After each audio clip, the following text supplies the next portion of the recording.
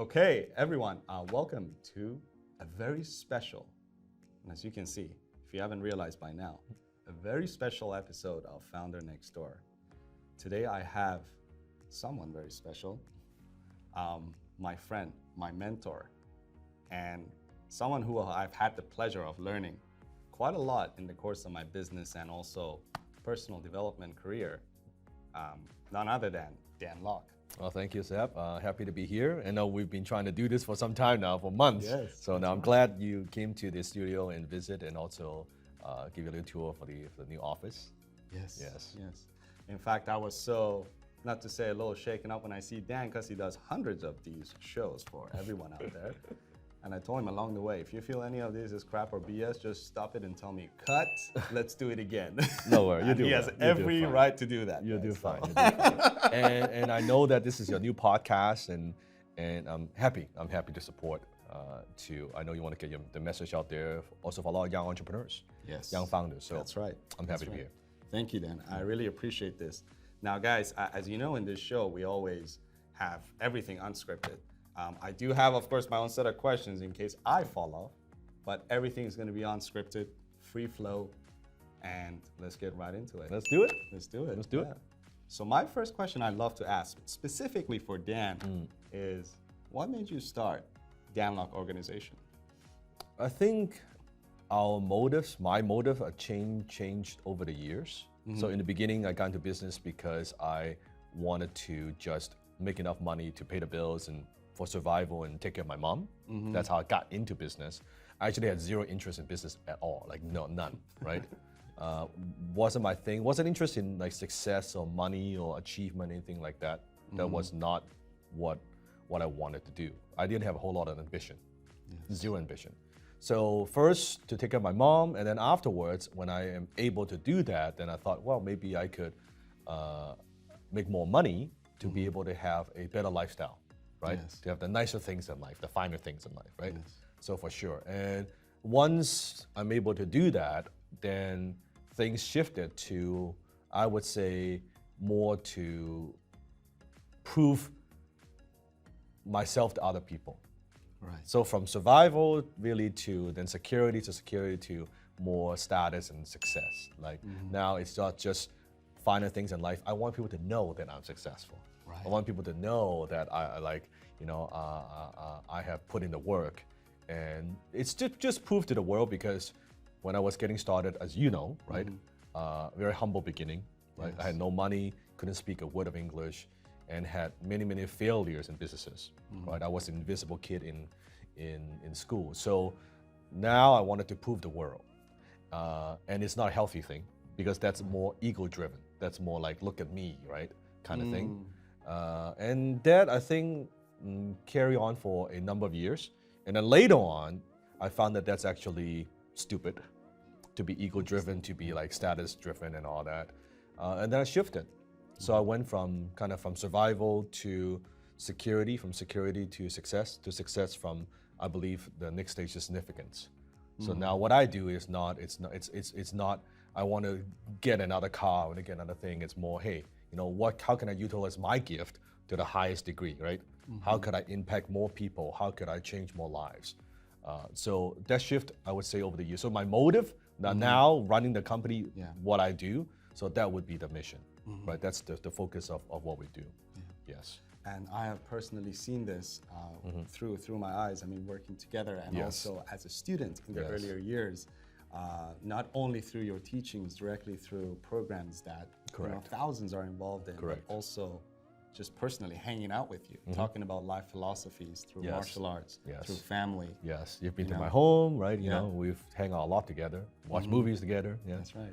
The James Bond, where's that James Bond? We've got Casino Royale right here, guys. So for sure. So I think for anyone getting started, what motivate you today may change over the years, and I think for all of us, it would change. Right? In the beginning, you just want to make enough to survive. Later on, you want to make enough to have a great life, and then later on, you realize, okay, there's a bigger game you got to play, right? That's so powerful because nowadays, even until today, we see a lot of somewhat upcoming entrepreneurs who have experienced some success. Yeah. And the first thing you would see on their ads, for example, is a Lamborghini. Yeah. Or a rented car, whatever it is. Yeah. And although there's some sort of success over there, I think this kind of methods of flashing to get people to buy into your dream is kind of getting old and exhausted. Yes. And I am just as guilty. I would say I flash way more in the beginning. Right now I do a lot less. I do a lot Where's less. The Bentleys? You know, I'm not even wearing my watch, right? Oh, I'm not wearing my watch. So it's interesting because in the beginning, I guess you would think, oh, I want to utilize those tactics, and there's nothing wrong with those tactics. I mean, it's a marketing gimmick, right? To get people's attention, because those things do get people's attention. Yes. But after a while, like you said, I mean, it may be getting old, and also now, as the company gets bigger and bigger, right? Then I've less things to really do I need to prove anything? Do I really need to do that anymore? Probably not. Yeah. Right. Probably not. Like once you've done it, it's like what's the big deal, right? That's powerful. Yeah. So I just aim for the next. Powerful. What's the next goal? As you were gaining more and more success, or as you were getting into entrepreneurship, what did you feel you had to sacrifice or give up to get your foot in and get to where you are now? A lot. A lot. I think with the minute you choose to be an entrepreneur, you need to be ready to be assaulted relentlessly by adversity and challenges. Right. So knowing that that's what you sign up for. And the problems don't go away, the problems become bigger as you become more successful. So I don't think people understand like the how many sleepless nights I have, right? How many challenges, how many the just emotional ups and downs, when you feel very alone, when you don't know how you're gonna get out of the situation. I think any successful entrepreneurs, they would tell you they have those what we call that like holy fuck moments, right? It's like, shit, this is over. I'm done. Like this, I cannot get out. Like I cannot get out of this. I'm finished. Done for. Like you will experience that multiple times in your career. That when you thought there's no way I'm gonna solve this, I'm gonna lose everything. I'm gonna be on the street. Like that kind of moment, right? So it's holy fuck moment. You experience many times of those. Yeah. And I think most people don't become successful when they start business because they see the Lamborghini, they see this, they see that, they see the house, they see all that, but they're not mentally equipped to deal with that kind of adversities. They're not mentally equipped to, let's say COVID, right? You have to lay off half of your people, what do you do? Right? You have to make rent, payroll, what do you do? Right? You have to make some tough decisions, right? You have to sacrifice. So you need to sacrifice for many, many years because entrepreneurship is so hard. It's such a hard thing, right? So when I see someone, they have that great life, I mean, they deserve it.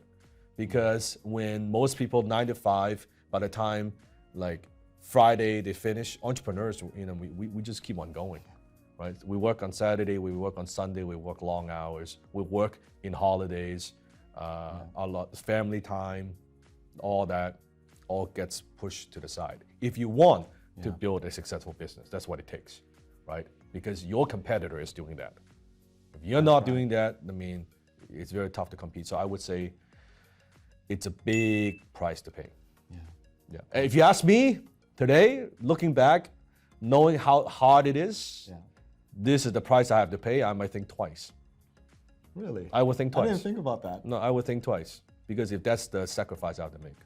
But now I'm doing it, I'm in it, and I've accomplished a certain level, then you just do it. It's like, let's say it's an athlete, right? Let's say you win the gold medal. Like, oh, I win the gold medal. Looking back, oh my God, I trained for 12 years. I had no other time.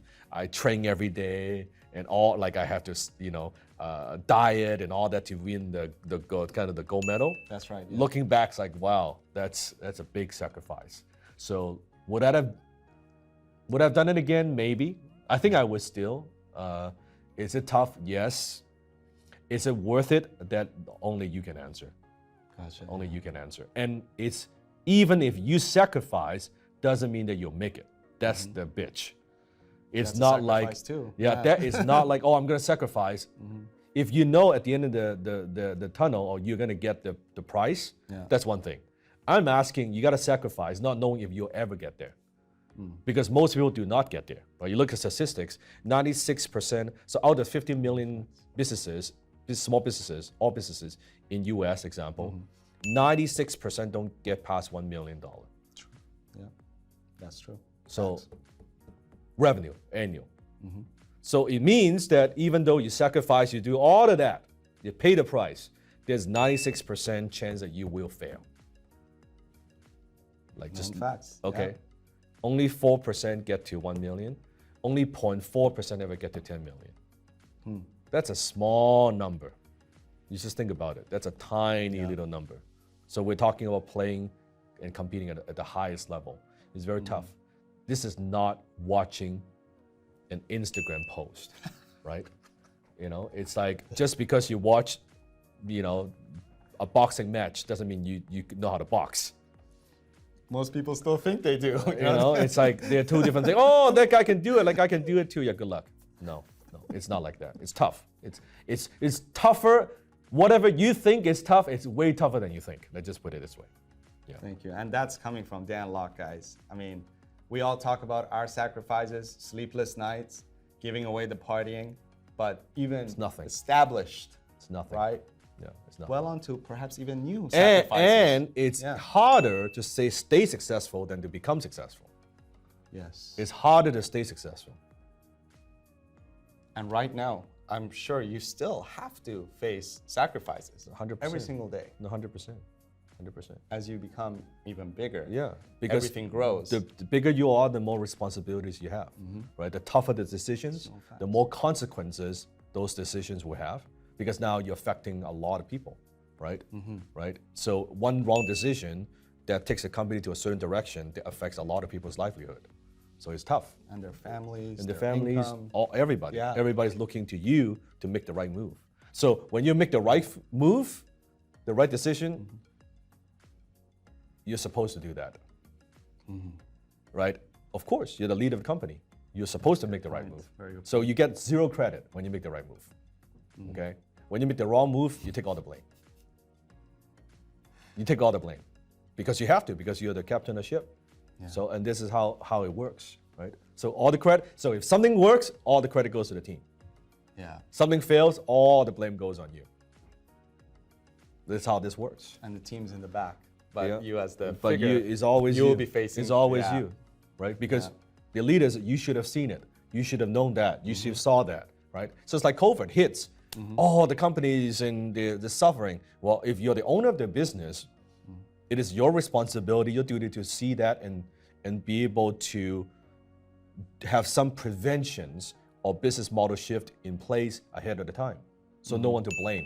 We cannot blame COVID. We cannot blame the government. We cannot blame anything, because at the end of the day, we chose to be in those businesses. We chose to be in that industry. We chose not to pivot. We chose not to do something about it, right? So it's always us, right? And this is why it's tough, because you don't get no glory. You get all the blame. Yeah, so it's hard. Like, I don't know how much, like, so we've talked about motivates you to be an entrepreneur. If anything, I try to demotivate you to be an entrepreneur, because it's tough. Right? Wow. You hear that, guys? This is It's tough. this is no sugarcoat BS. Yeah. Unless you really want it. Really want it.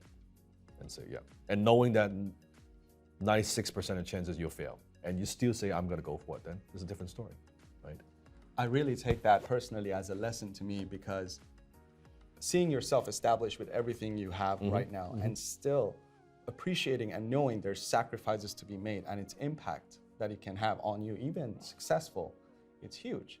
Because I think I saw a video just recently on your Instagram page, and it was about setting goals 100 years Yes. from now. Yes. Not thinking the next 90 days, the Yes. next few months. Yes. When you set that kind of goals, you have to know there's going to be challenges and sacrifices Yes. you're gonna have to make. Yes. And it's not like we're not gonna live like 100 years old, right?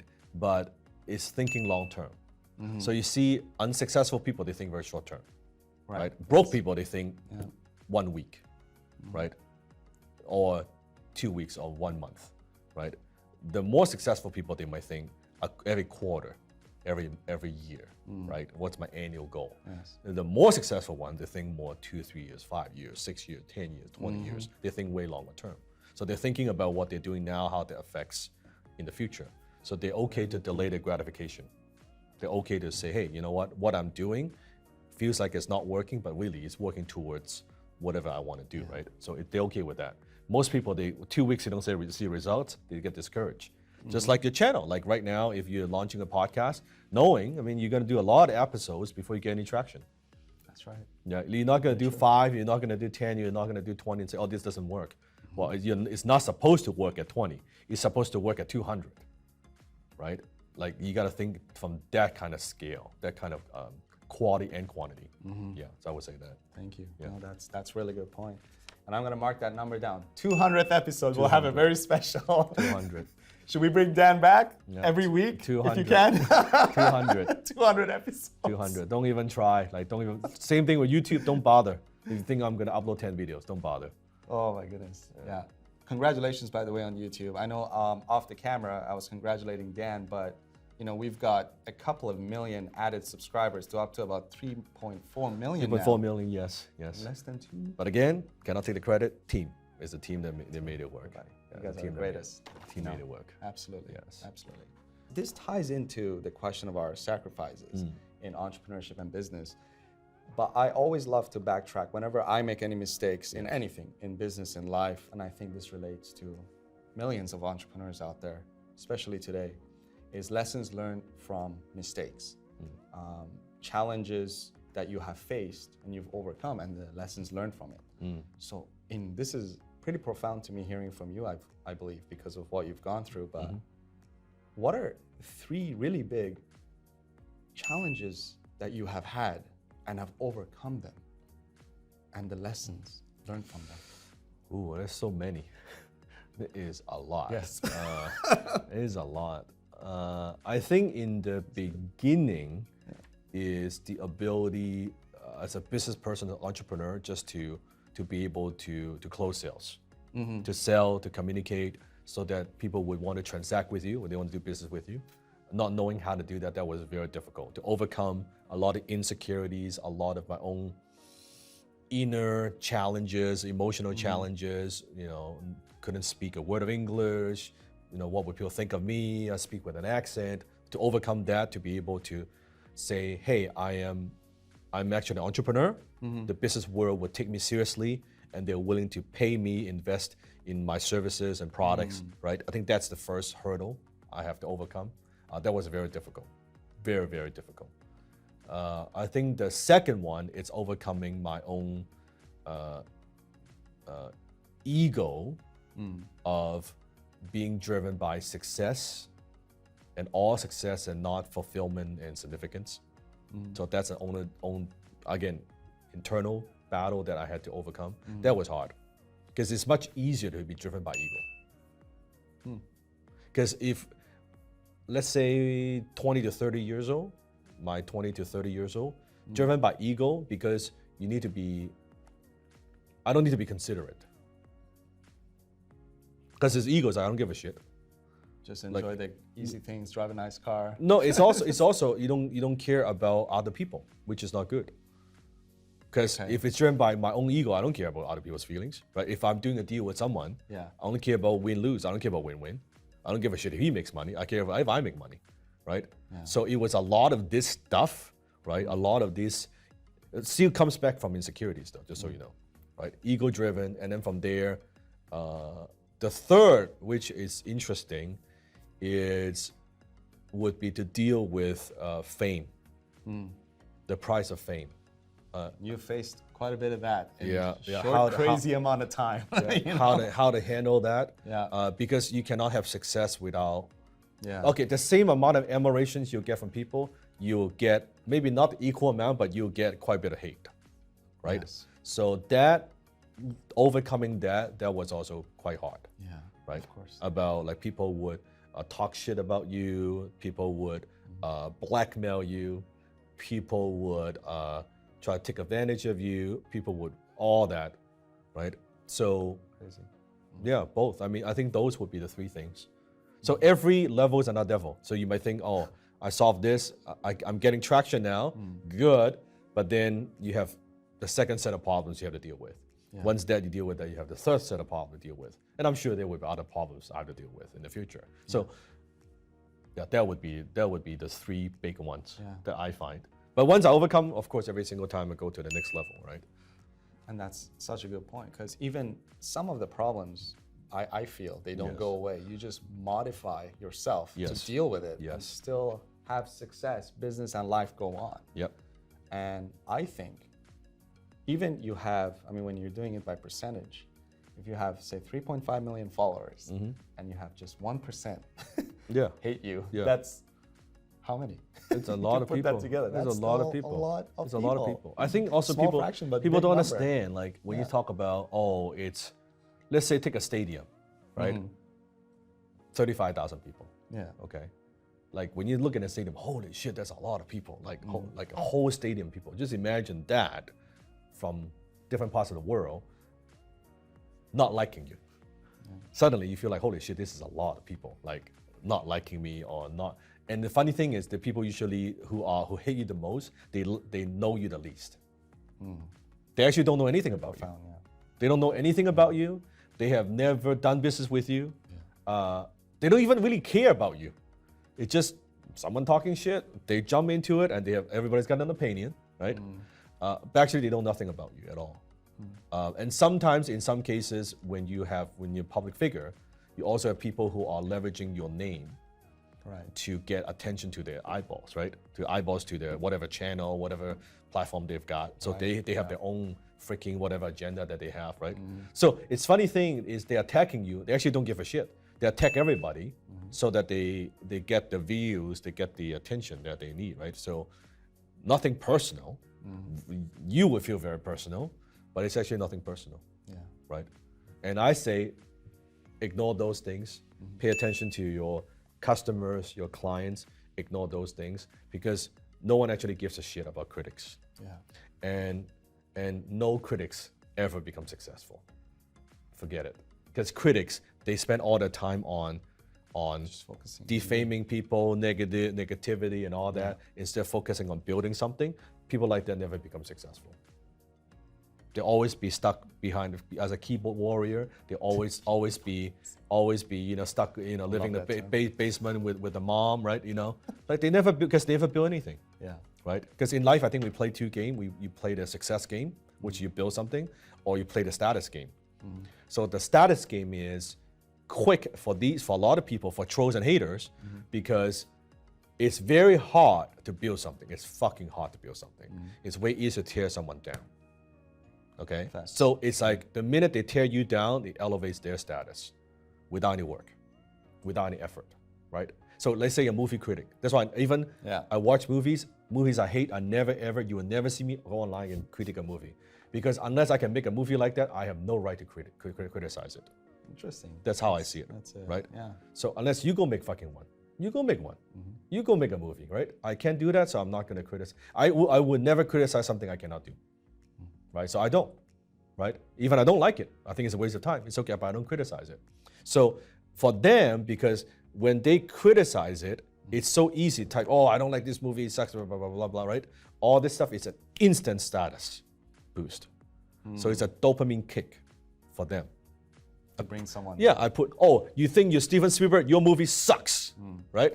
I am gonna talk shit about you. Boom, suddenly, instant status, right? They get this. Same thing with people who are like, could be vegan and stuff like that. You're a meat eater, you suck, I'm a vegan, I'm better, right? You're not spiritual, I'm better. You're not religious, I'm better, right? Especially now, you're getting this kind of attacks. It's all status play, right? People who focus on status play, they don't win in life, because it's a short-term boost of dopamine kick. You can get, it's like a drug. You get that so easily. Why work so hard to get any kind of significance or any kind of success to reward yourself emotionally? Just occupies your bandwidth. It occupies us. I just ignore Takes those. away things. Yeah, so I block myself. I ignore those, and I just focus on what I do.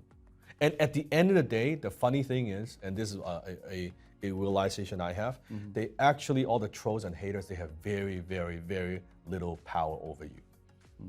But the minute you give it attention and it takes your bandwidth, you give them a lot of power, right? Because now you're worried about it, you're losing sleep over it, you're anxious about it. So now they are affecting your life, right? But it's like, you just keep ignoring it, keep talking shit, I ignore it. I'm still happy, right? My family is good, like everything is good in my life, so like, yeah, it's cool. So then it's actually so the best revenge you can have for all these trolls and haters. For me, I just do what I do. They keep talking shit, I keep getting bigger, I keep becoming more successful, I keep impacting more people's lives, and I live a good life. So, you know, enjoy myself, enjoy the journey. So yeah, it's like, go ahead, talk shit, I'm still happy, right? So that's the most important thing. Them seeing you happy drives them crazy. Wow. Right? It's, yeah. Just, I'm happy. And I just don't see anything back like on your side. So that is quite impressive that regardless what it is or what, you'd always just focus on your lane. And if you ask me certain people, certain name, what I think of them, I would say they're all good. Like anyone that's successful, they have their methods, they have their methodologies, they have their drive. Otherwise, they wouldn't be successful. We can learn something from all of them. And then actually, it's funny because actually I buy and invest in a lot of people's things. I buy my competitors' programs. I study the materials. I rarely see anyone like my competitor would buy my stuff, but my ego doesn't get in the way of learning, right? So I buy everybody's stuff. That's fun. Yeah. That's pretty clever. You know, actually, I mean, yeah. It's no longer buying to learn things for yourself, which you may Yes. if you were to buy programs, but at the same time. But I need to know. Maybe it's something I could improve, something I could do better, right? I'm sure there's something that they do that's very, very good that I can learn from, right? Yeah. Yeah. So I don't let my ego get in the way. I'm never too cool for school. That's good. As a mentor or teacher, you're also still open to knowledge and learning. Always, yes. This ties into my next question as well. Say, when you are starting to do well and success gets in your head, you know, you're starting to see money coming in or your relationships getting better. But for entrepreneurs out there who are doing fairly well, even during these times, good for you. But we know when we make some money or we start doing good, we like to overspend or we make careless decisions that can affect us. So what would you say your best advice, Dan, is for entrepreneurs and business owners who are scaling? Say they're going from 6 to 7 or 7 to 8 plus. What would you say they should look out for, and what's your advice? Well, usually, at least from what I see, even when within Dragon 100, which is my high-level advisory board that I'm advising 7, 8-figure, 9-figure entrepreneurs, and I see the pattern of from 6-figure, usually when they see their first surge of money, they want to go spend it because they had no money before. So now they have some money. Oh, let me get that car. Let me go on the vacation. Let me buy that house. It's very easy. I went through the same thing, right? So it's normal. And when they have 7-figure, if they're not careful, they would keep spending more and more, right? So now it's not 1 home, it's 2 homes. It's not 1 car, it's 2 cars, 3 cars, right? But then it's actually being very selfish. I'll explain why. Because then you're not putting the business priority ahead of yourself. When you are bigger, when you're more successful as an entrepreneur, you have more responsibilities. So the question is no longer what's best for me, it's what's best for the company. And what's best for the company is not always best for you. If you put your personal consumption ahead of the company's interest, then it's not what's best for the company. So you want to focus on putting the company ahead of yourself. That's where the sacrifices come in, right? That's where all these things come in. So I think that will shift as you get bigger and bigger and bigger, right? Yeah. So the interest of the company far outweighs your own personal interest. So in the beginning, I would say most won't listen, as I know. Don't go spend that money, right? But you still do. I know you do, because I did, right? You would say, I would tell you, don't get that car. You would go get that car. Really? Don't lease that Lamborghini? Yeah, You're making 7 figures? Everybody would do it. You would really? do it. And then you realize, okay, I get this car. I sign the lease. I do this. It gets you might be excited for about maximum a month. In some cases a week. That's about it. Until you get your first someone key your car. Oof. Until you feel like you hit the bump, the fucking car is actually too low. Until you actually find out there are a lot of places you can't park, right? Then you find out actually this is not as fun as I thought it would be, right? I have more fun now driving my Toyota, right? My 86, than my fancy stuff. So you realize what's actually gives you the joy. And so it's that. Don't spend the money, put the money aside, because no business would always grow. It's always ups and downs. So those times when times get tough, if you have the money put aside, now when your business needs that money, you could save the business. But when you put all that on yourself, right? You buy all the nice things and all that, the business needs money, you got no money to save the business. Then the business dies. The business dies, then you're in big trouble, right? So it's thinking about that, right? Just because you make a lot of revenue, revenue doesn't equal wealth. Yeah. Okay? So your company, I don't care how much revenue you're doing. It doesn't mean if you're doing millions or tens of millions, until you can convert that into wealth, they're completely different things. Don't be fooled by, just because you have a business that's doing well. Oh, you're doing $1 million a year, so fucking what? It's nothing. It's nothing. 10 million a year is nothing, right? How do you convert that into wealth? That means net worth and assets. Until you've done that, entrepreneurs, I call most entrepreneurs high income, underinvested. They make good money, they don't know how to invest. They make good money, they don't know how to save money. Because usually when you're a good entrepreneur, you're very good at making money, you always think you can make money. So the very fact that the characteristics that makes you a great entrepreneur, it makes you a lousy investor. It's the opposite. So imagine you shape your whole life into, I'm an entrepreneur, I take risk, I don't give up, I do whatever it takes, and I'm impatient, I get shit done. Like that personality that makes you successful as an entrepreneur is the exact opposite that would make you fail as an investor. Because as an investor, you wear a different hat. Now you don't take risk. You take calculated risk. You do what they call asset allocation, right? You are patient with your investments. It's a complete opposite. That's why making it and keeping it and multiplying, they're completely different things. Right. So, and most people don't even get to the part of making it. So they think, I know how to make it, I'm done. No. You need how to save it and then multiply it. It's a different skill set, a completely different skill set. So they have good business, good revenue, no assets. No assets. So if something happens to the business, it could be something they've been doing, like you hear about like these businesses have been around decades. Suddenly something happens to the industry, whatever they've worked on 10, 20, 30 years. It could be 40 years, like generations, right? Even from grandfather, now father and son, something happens to the industry, lose everything. They have no wealth. They had a business, but they have zero wealth. Because everything they have ties to the business. Okay. Yeah.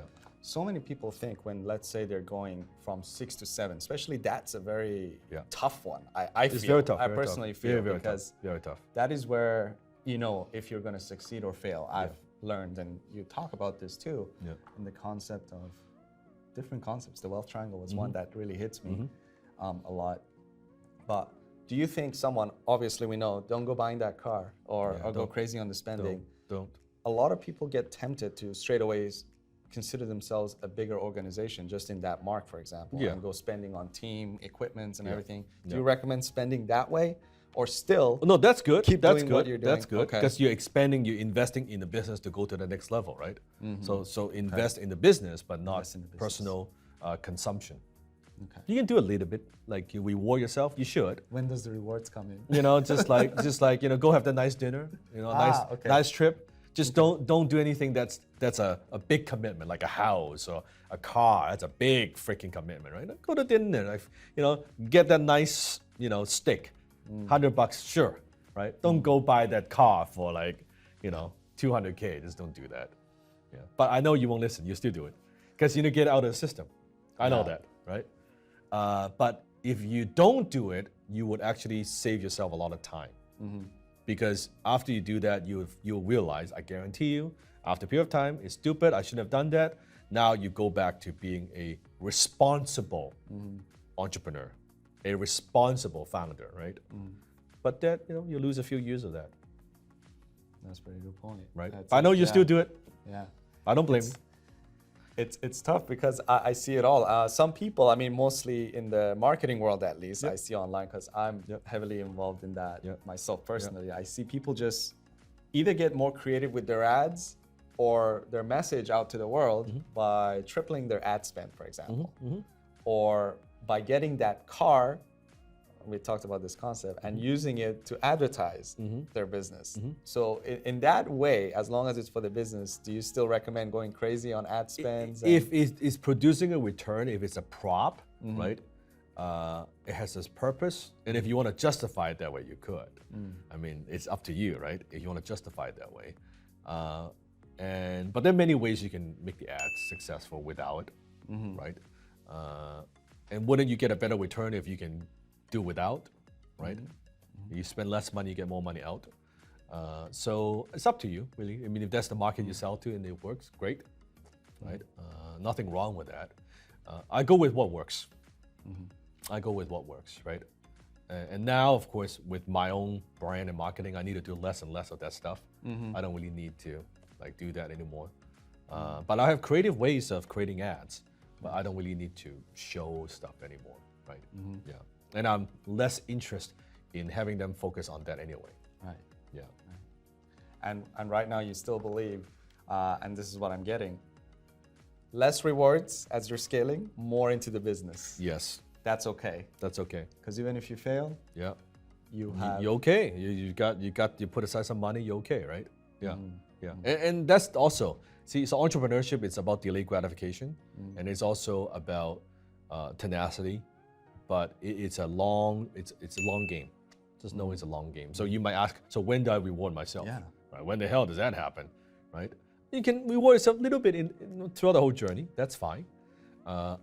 Ideally, though, if you follow the wealth triangle. Now I'm going to test you. Yes. If you remember the 3 components of wealth triangle. Guys, a little rusty, but okay. Let's try that. Right? The 3 parts of it, right? Yes. What's the first part?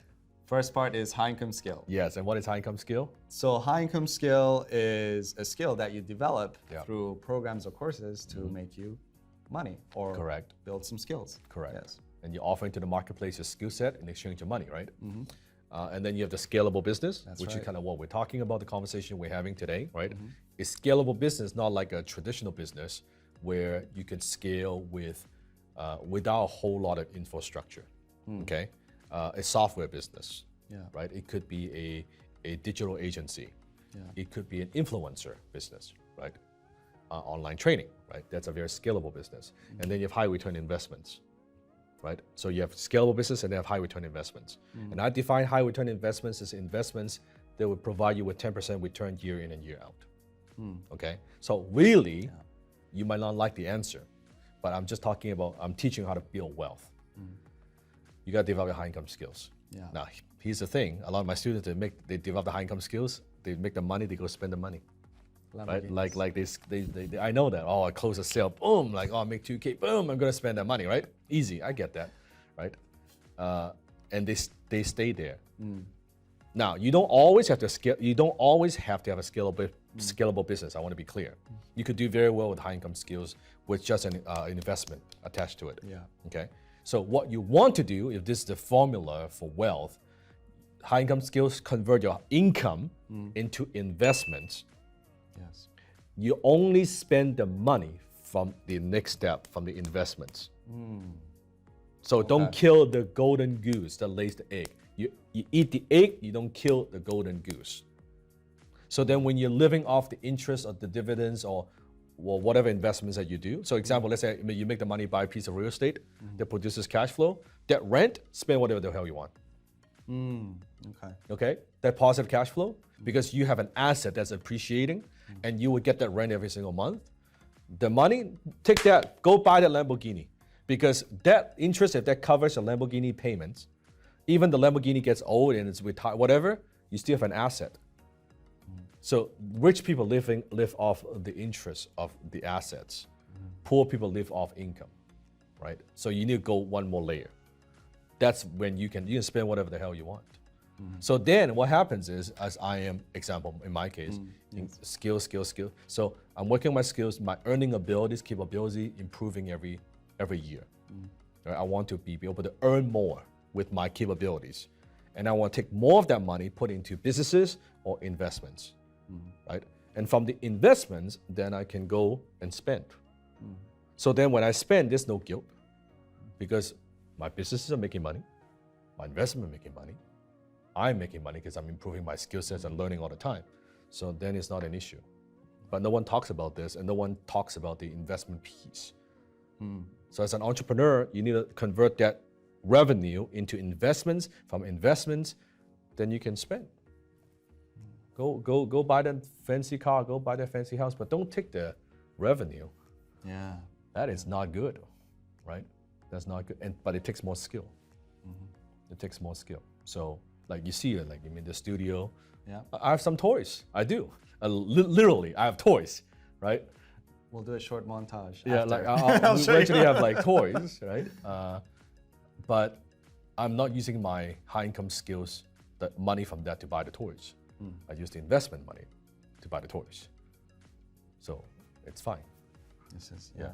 And the revenue money that you get, that is to invest back into Either the business, yeah. if you get a good return, and if you hit a certain glass ceiling, then you put it into other types of vehicles.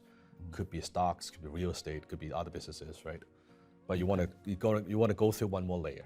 So you're only spending so you're not spending the money that you make, you're not spending the money the business makes, you're spending the money of the interest dividends from the investment. So you think about this. Now you've got three things that's still making you more and more and more money, assuming you're good at what you do, and you're spending on that. I think Sir John Templeton, the founder of Templeton Fund, in the beginning he was spending 99% of his money, right? As it's growing, right? And as later in the years, before he's passed away, he was only spending 1% of his net worth, right? What he makes, 1%. Because the portfolio has become so massive, right? So that's how you create wealth, right? And in that level, can you still reward yourself as much as you want? You can reward whatever as long as you can reward yourself whatever you want, as long as it's within the investment. Okay. Right? If you have the investment throwing off X amount of dollars, spend whatever you want. So let's say you build a business, you sell the business for now $10 million after tax. Okay, after tax you get $10 million.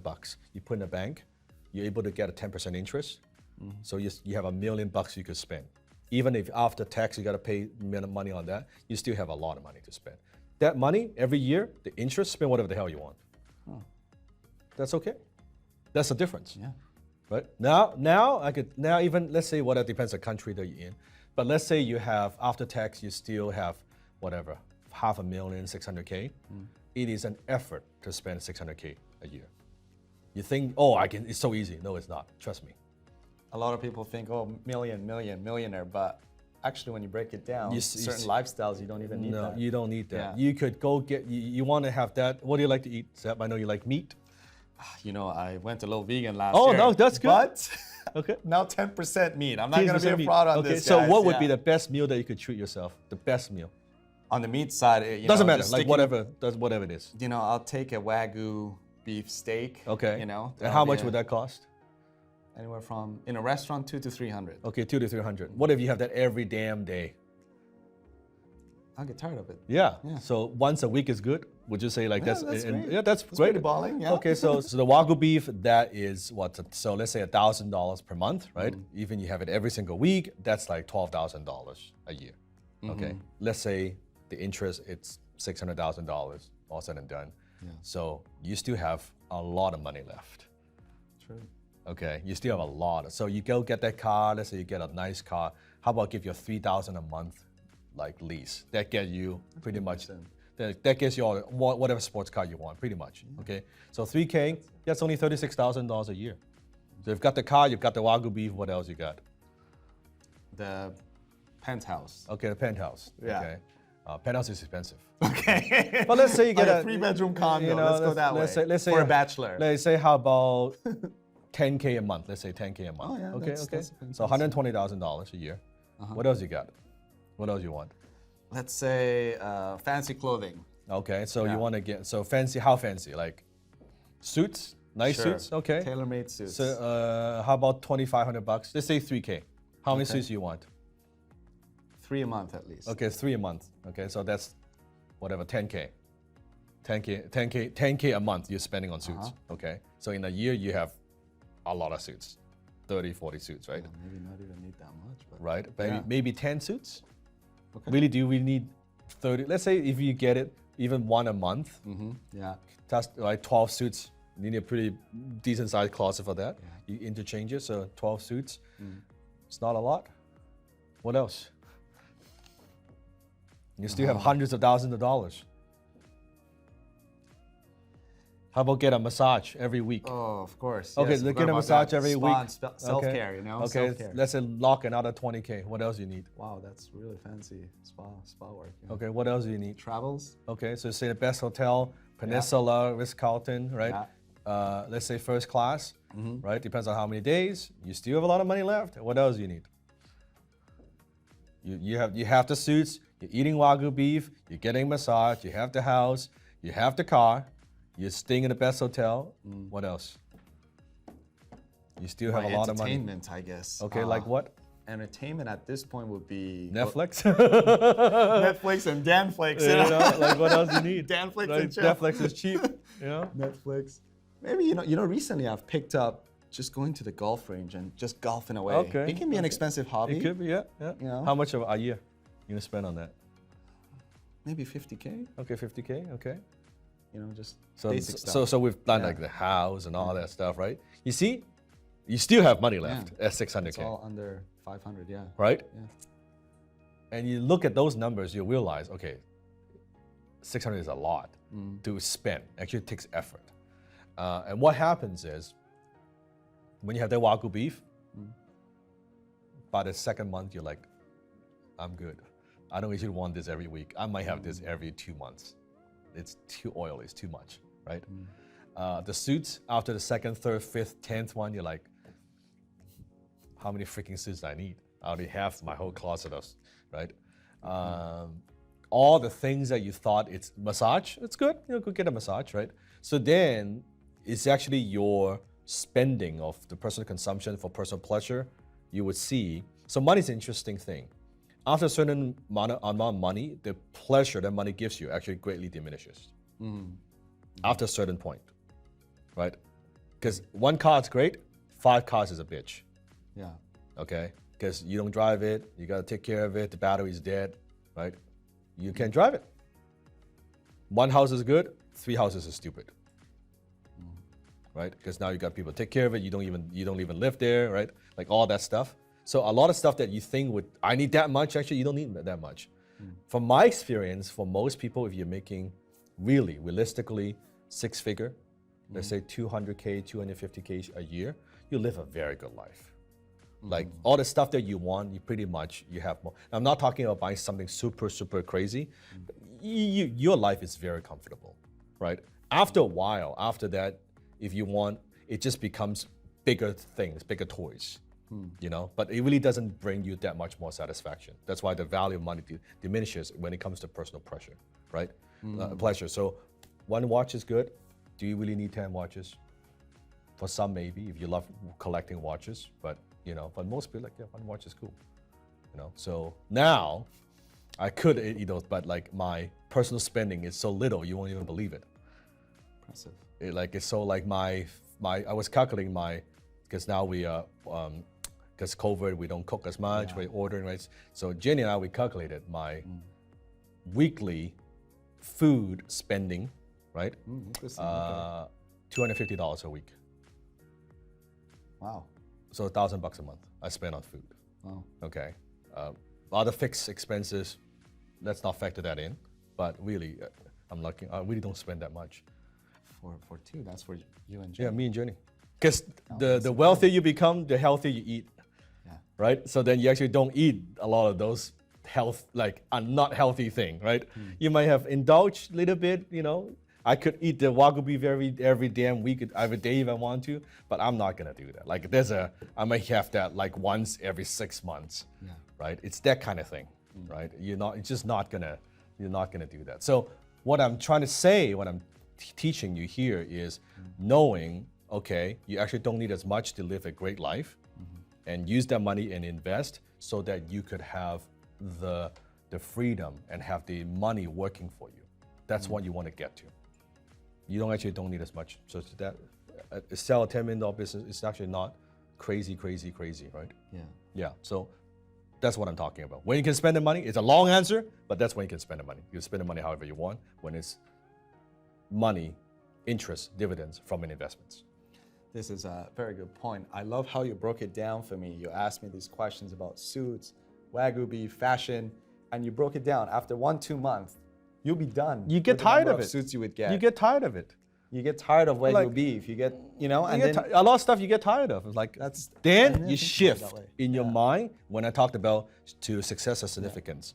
Yeah, now you know these things actually don't give you the emotional high that you thought you would get, or the fulfillment that you would get. Now you go get stuff, you do stuff that actually gives you fulfillment, right? Which, interestingly enough, as a human being, how we are wired, it is about being a service to others.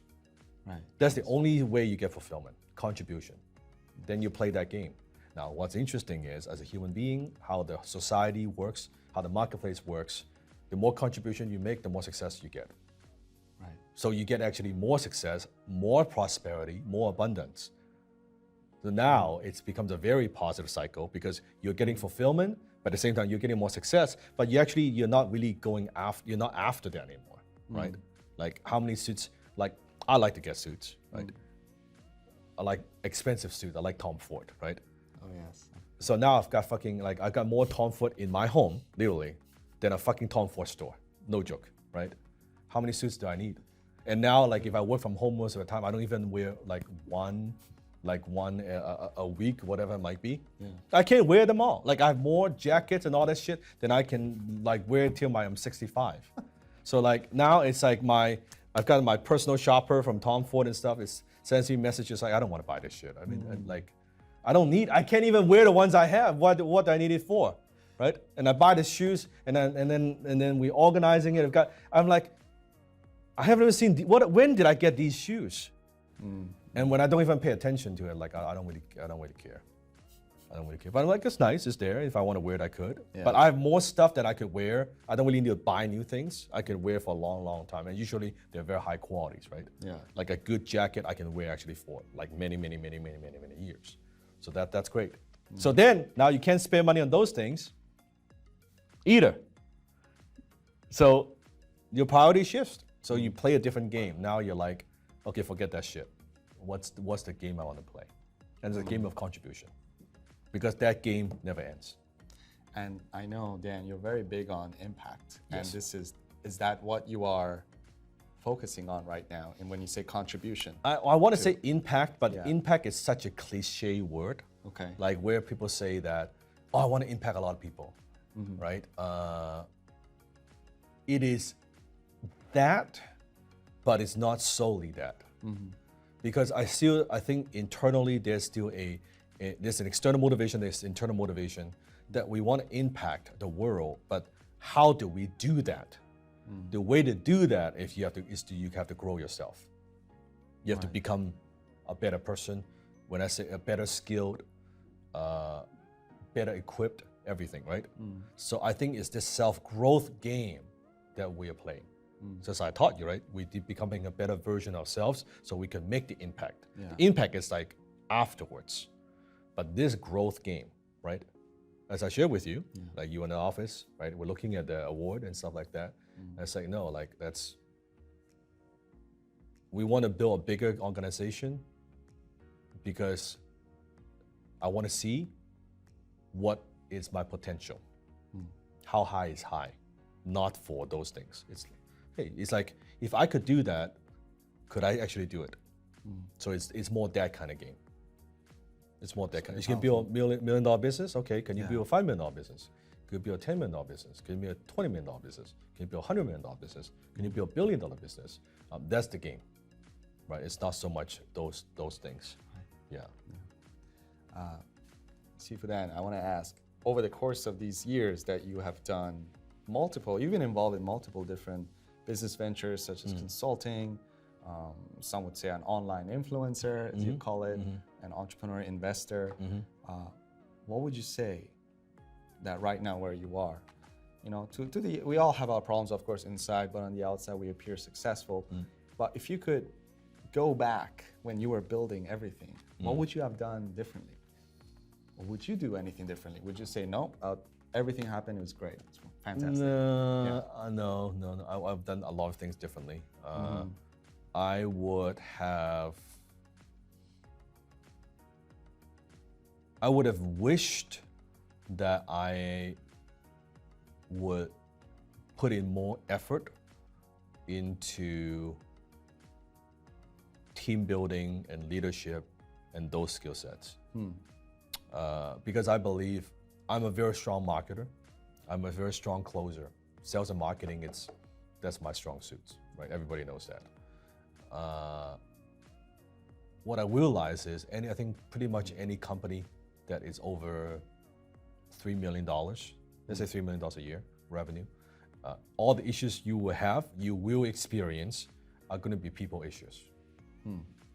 So being better with people, being how the human dynamics, how do you get a team working together, that's an art and a science.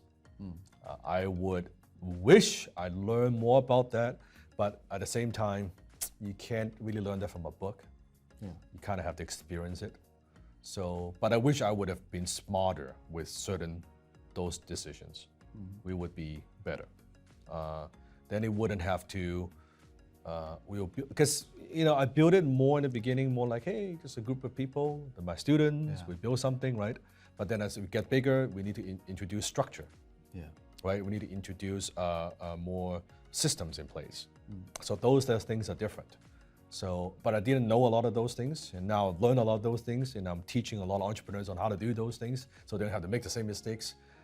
But that would be the thing that I would have changed differently, because we went through quite a few of that challenges throughout the career, right? And I'm telling you, like, it's not that we don't have problems. We have a lot of problems, right? And you realize the people who are with you at certain level, let's say at 100,000, let's say 6-figure, probably not the same group that are with you for 7. Interesting. The same team, the 7-figure probably not with you for 8 to 9. Like they would be different people. So knowing that would be part of it, right? The people that you would perhaps maybe more involved in growing a team. Than choosing the right people, trusting the right people. Not trusting the right people, like all that. So I think it's a big part of it. And that's also tough, because now it's not just you got to work with people, right? Everybody's got different personality. Right. Everybody wants different things, right? And how to get everybody working together, share a common goal and vision, and move towards something, right? That's hard.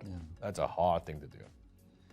It's a very powerful point to me, because knowing you, Dan, and you've mentioned this to the team, to the staff, even among us in the past, and to the thousands of students you have mentored in the past, that when you become big enough, or you have an organization doing a certain amount and certain things with a big team, it's no longer about you. You are, yes, you may be the figure behind the company, but it's all about the team, and your role becomes that leader to close, let's say, everyone in the team to buy into your vision, to buy into your plan. And you got to constantly remind them of the vision. You got to always communicate, and you have to, so like even with what I do, it's very much my personal brand driven, but it's actually I play a part. Just because it's my name, it's not like, it's really a team that makes it work. It's a big team that makes it work. So it's not I'm the spokesperson, but really, it's just I'm the leader and spokesperson, but there are many, just like a big ship, right? If a big ship is going a certain direction, it's a lot of people that make the ship work, right? Everybody has their role, but I'm just the one that, hey, what direction we want to go, So as the company gets bigger, the role becomes, it's funny, as the company gets bigger, the role, my personal role actually become less important. So it's more servant leadership because it's you elevating and empowering the team, right? And that's not easy. That's not easy because it takes time to coach them to get them to the level, right? But you want it to be like that. You want your team to grow. You want to nurture them. You want to empower them so they get better, right? That's the only way the whole thing would grow. It cannot always be you. Not when you're big enough. It cannot be you at all, actually. Sure. Yeah. And even if you have, let's say, bad days, Yeah. I'm sure you have bad days. Yeah. We all have bad days, and you even though it has nothing to do with the team or the business, but you show up to the team Yeah. with that bad mood, Yeah. that's gonna affect everyone. You in a don't. way, Yeah. 'cause You they all don't, look up to you. You you have no right, and you can't afford to do it. Keep the baggage. I at don't home. care if you just have a family death. And literally, that's what I did. Like when I had like family, this and that, I kept things going. Jenny would know, my wife would know, right? Dealing with all the drama, and I still keep the business going. And that's EQ. That's EQ, right? Where no, not gonna be. Just keep on going. And that managing your own emotional state, managing your emotions, to be entrepreneur, that's also the thing that we have to master. Not so much the mechanics, the sales and marketing, negotiation, leadership, yes, but this, managing that, it's the toughest thing. Because you can't express that to people easily, right? What you're going through, you have to work through that stuff on your own. You have to work through this stuff on your own. Just thinking about this too every time, like if how the business has no emotions. Yeah, no. No. And I say this to sometimes some of my team members that, hey, we can feel like crap. Even sometimes I would show up, I sound bad, or I can't even close jack shit. But guess what? The business is no emotions. There's no That's emotions. good and bad. It's good because it will just reward you when you show up. And it's bad because you're bad. You show up. So how you show up is everything, really. Yeah, the marketplace doesn't business. care. The marketplace, but the marketplace rewards value. If providing value, it's fine. The marketplace rewards for it. The marketplace doesn't care about, oh, you have a bad day, you don't feel like it, and all. No one cares. They don't care about value. Are you giving them the value that they want at a price that they want? If you do, you make money. If you don't, then they won't buy from you, right? So they don't care. It's very unforgiving. It's very unforgiving. Yeah. So, I mean, those I would say, the good question. Those are some of the tips that I would give to entrepreneurs. It's really good stuff because I myself, I'm asking, guys, and I told you it's unscripted. I ask questions I personally want to learn as well, and this is one reason of this podcast. And hopefully through Dan's teachings and what I'm asking and what we go through, questions we go through, that you are also picking up, value here, that you can help yourself in your business, in your mental health, in your relationships. And if after listening to all that, you still want to be a founder and you still want to grow as an entrepreneur, good. That's good. That means that you've got at least the tenacity to go for it, right? No one's going to be tough. And seek mentors, right? Seek mentors, people who've been there and done that and show you the ropes. Because it's tough enough to try to do it on your own, right? It's better to learn from other people's mistakes than your own mistakes, right? Because your own mistakes not just cost time, not just money, but time, right? Any do-over that you do, it costs a lot of money. Like I'll leave you with one thought, right? Business success is not about doing a lot of smart things. Business success is about doing less dumb things. You look at most people's successful business careers, they really only have made a couple of handful of good moves. They did this, or they established that relationship, they closed that deal, they started that technology. It's like usually one or two key moves, right? But what kills most entrepreneurs is along the journey, they made a lot of dumb decisions. And it's those dumb decisions that cost them time and money. And how business goes out of business is because they run out of cash and they run out of time. before they figure out the solution. So the whole key is, how do you figure out how to make the business work before you run out of cash? That's really what this whole thing is about, right? If you could do that, your business would do fine. But then if every mistake that you have, every mistake that you make, that's gonna cost you. Every mistake that you could avoid, that's gonna help you. So if you can avoid, you're still gonna make some mistakes, but if you have a mentor that can show you the way that you make few mistakes, your journey would be a lot better. A lot better. Because whatever you wanna do, people have done it. You wanna scale the companies to whatever, 1 million, 2 million, 5, 10, 20, 30, people have done it. The people issues that you will experience are the people who have already experienced. Yeah. So they could tell you, do this, don't do that, don't do it this way, don't do that. Like, they could tell you all that without, you could still figure it out, you could still try it, but then it costs you a lot of time because it takes time to fix, not just making a mistake, it takes time to fix those mistakes. Right?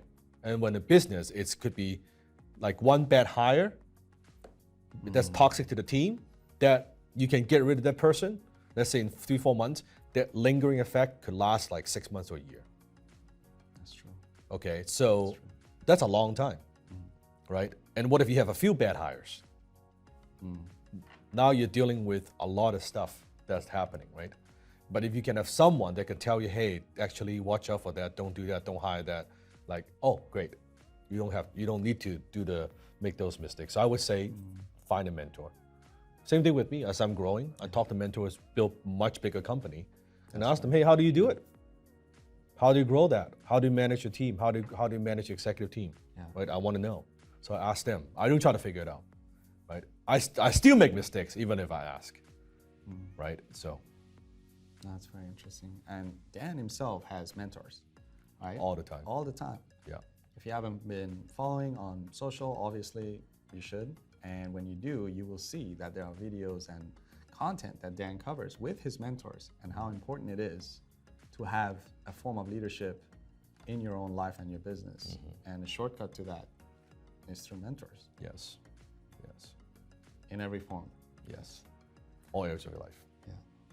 I have now this is going to be a direct value question, okay? And I purposely saved this one to ask Dan. Sure. Because I know this is going to apply to me and anyone who's in the business world, really. Now, Dan, you have a very big and successful presence on multiple different social platforms online, such as Instagram, YouTube, Facebook, millions of followers, and a lot of content, quality content. Nowadays, with the market changing up and people pushing offers or people wanting to advertise and do marketing, it may sound like a broad question, but what would you say is a very good marketing channel to focus on right now if you're advertising your services?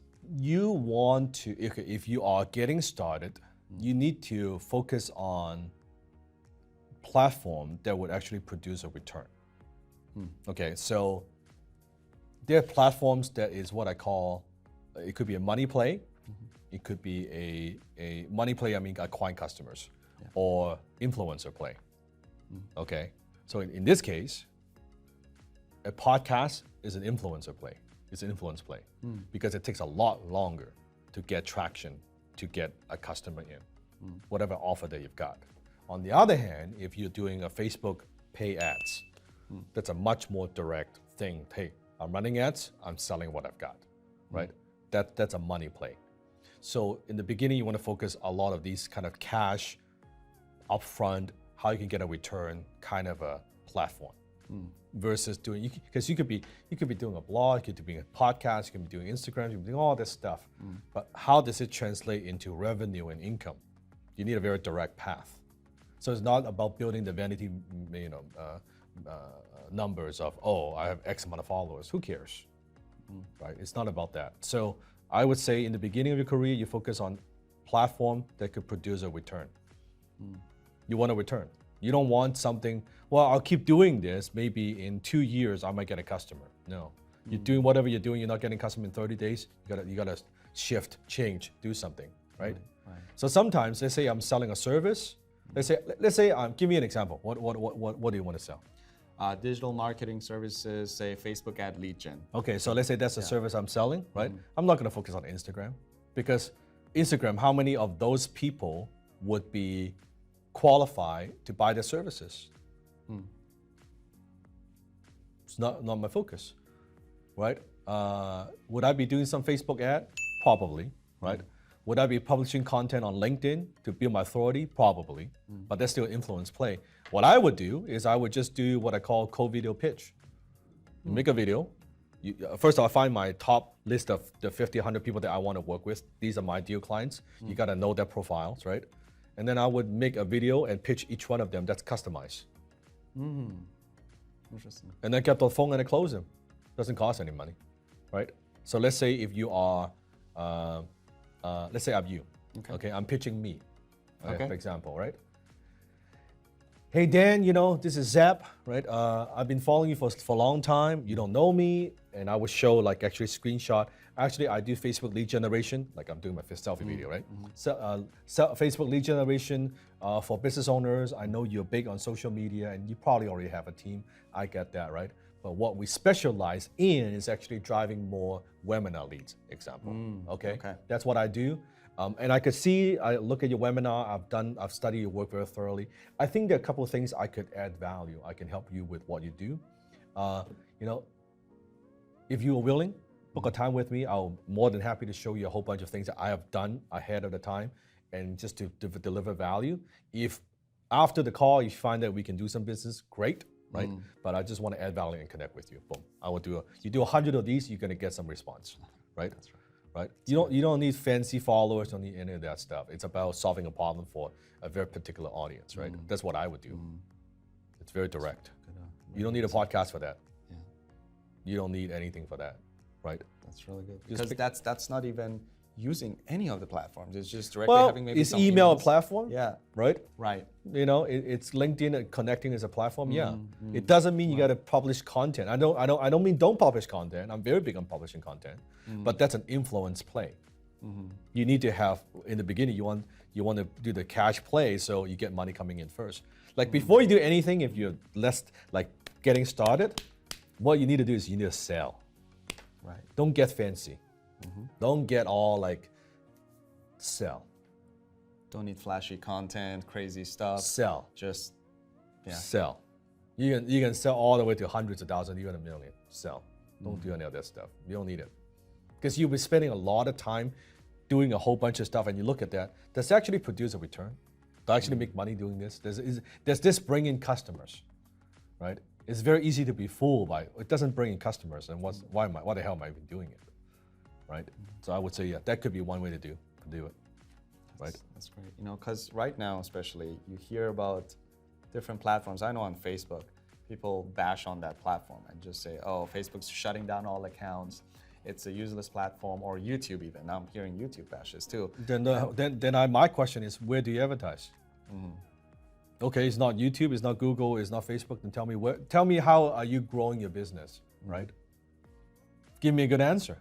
And they will probably say nothing, or referrals. Okay, then I'm wasting my time. Yeah, because you're not scaling, right? And often people say that because they actually don't know how to use the platform. They don't know how to use it, which is good. Less competition, right? It's not a bad thing, right? So no, like marketing, knowing who your ideal audience is, you go to them, right? I could also do then we'll wrap this up.